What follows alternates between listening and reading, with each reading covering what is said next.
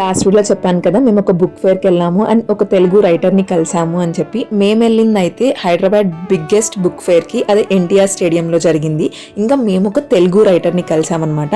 ఆ రైటర్ ఎవరు అని చెప్పి ఈ వీడియో ఎండ్లో తెలుస్తుంది మీకే. యాక్చువల్గా అఖిలకి బుక్స్ అంటే చాలా ఇష్టము, పిచ్ అని చెప్పొచ్చు అనమాట.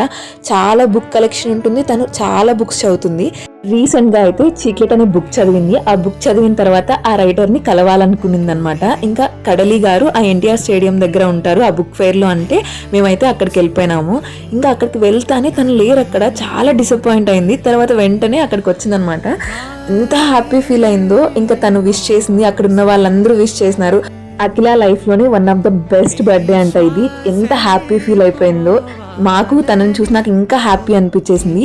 ఇంకా మీరు కడలి గారి బుక్స్ చదివారా?